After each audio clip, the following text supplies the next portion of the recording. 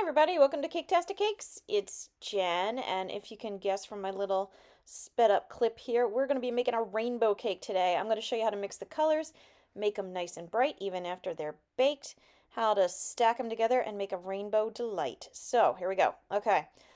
All right, I'm going to be using 6-inch pans to make my cake. I don't want it really big, but it's kind of hard to avoid making a really big cake when you make a rainbow cake because 6 layers of cake makes a tall cake. You know, you can make your layers super skinny and, try to keep it down that way, but it's still going to add up on you.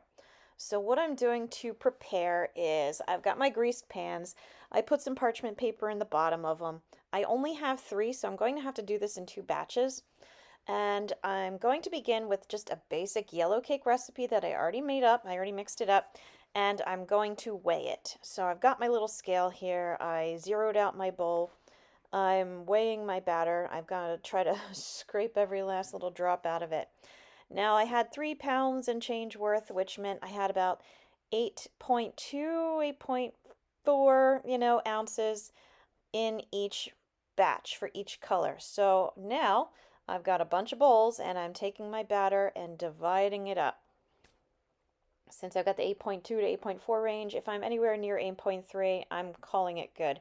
It does not have to be super scientifically perfect. We're not mixing chemicals back in chem class again.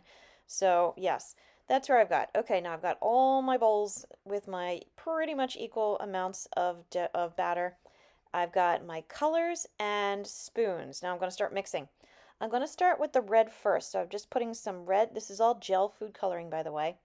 I'm adding some red, a lot of red, and then I'm going to add a little scrape, as you can see, of rose. This is like more of a hot pink kind of a color. And that way, when you mix it up, you can see how nice and vibrant it becomes. It's not like a true fire engine red anymore. Now it's more like a glossy, bright red. I'm going to be doing purple next. And purple, I'm going to put a good, sized dollop in there for the purple. And I'm going to again add a little bit of my rose, my hot pink color, just a little bit. And once again, this will make it more vibrant. Purple, you can see it's kind of dull, but when you mix it up, you can see it really start to pick up and become a little bit brighter. Okay, so there's the purple, looking nice and bright and good. I'm going to do the green next. I'm using leaf green. This is leaf green Wilton food coloring, and I'm going to add an extra touch of yellow to it. Once again, keeping it nice and bright, nice and fresh. It's not going to dull because I always feel like the colors can kind of get a little bit darker once you bake them. This makes sure they're all nice and bright. Okay, so now I've got my 3 colors mixed. I'm going to put it into my 6-inch pans, and it only makes a very thin layer of batter on the bottom. And that's fine because, again, those 6 layers of cake add up. Speaking of cake now, you're going to put it in the oven at 325 degrees Fahrenheit, however long it takes. You're going to have to keep an eye on it. It seems like certain colors bake for different amounts of time, but just to play it safe, give them like 10 to 15 minutes and just keep checking them until they're done. And also when you make this cake batter, when you make your cake batter, add extra extract to it. If you're doing a yellow cake, add extra vanilla or almond extract to it. You're gonna need some extra flavor. When you're adding this much food coloring to a small amount of batter like this, the chemical taste comes through. I'm not gonna lie, you're gonna have a hint of it in there. So if you can mask it, do it. Add like a teaspoon or even 2 of extra. I think I added 2 extra and it still had a hint there. All right, my blue was just blue, as you could see there. And my yellow is going to be just yellow, so no surprises there. These are a few of the colors that are just nice and simple and straightforward. And the blue I used was a sky blue, by the way. It wasn't just a regular blue. Now the orange, I'm going to use a lot of orange and add a little bit extra yellow to it. Once again, keeping it nice and bright. However, I did notice that the orange got washed out pretty easily by the yellow I added, so I did add a touch more orange to it. So it's just, a playing game. You got to work it till you make it. Fake it till you make it. Anyway, okay, my cakes are done, so they're coming right out. There you go. You can see a little, little darkness around the edges where it's all a little caramelized, and that is fine. I have seen other videos where people cut the edges off so that bright color is exposed all around? You could. I honestly don't know why they do it. Once you ice the outsides of it, you don't see it anyway, and I feel like all it does is risk crumbs getting everywhere. So I didn't do it. Do whatever you want. I didn't do it. It seemed to work out fine. My cake was very pretty and colorful. All right, here are my colors. All right. Now, once you cut those tops off, get that little lump off the top there, you're going to see the brightness really come through. So you can see, especially in these colors, yeah, you can really see where it's nice and colorful. And again, the other people cut the edges off.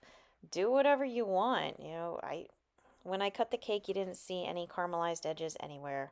So I didn't. I prefer to not if I don't have to, just because I feel like the less crumbs I get in my icing when I'm covering it, the better. Okay, my nice pretty rainbow cake. You're going to start with your purple on the bottom because we are Roy G. Biving it without the last part of the biv. And so the bottom should be the purple. I'm just putting a layer of buttercream icing on top. This is white icing. I made it nice and bright and white because, rainbow cakes show off their colors the best against a nice white background. Once you get a nice white layer going, then you're going to add your next color, which will be the blue. So I guess we're missing the indigo, if anything. Okay, another layer of icing. Now our green, so we're GBVing it. We've got yellow and then orange. And then last but not least is our red. And as you can see, with the red on top there, it's a tall cake. Not gonna lie, it's a tall cake. I'm going to now cover it in plastic wrap because it is so tall. I wanted to stick it in the fridge a little bit. I gave it half an hour in the fridge in order to make it set up. So that way it'll be a little stiffer, a little firmer. I don't want to be icing the sides and have it decide to go down like a tree in the forest where I would see it and hear it and probably cry because it's a pretty cake. I didn't want to mess it up. So yeah, once you get your cake all nice and ready and stacked, ice it however you want. Maybe if you're just going to dirty ice it, you want to, trim the edges off. That would probably make sense. But otherwise, I gave it a nice coating of vanilla, and there you go. You've got a white cake that you can't see the beautiful rainbow inside until you cut it. And then it's like, haha. So anyway, I hope you found this video helpful. Please like and subscribe because it really does help me out as well. I've got a lot of other videos out there, so please take a look. And as always, thank you for watching Caketastic Cakes.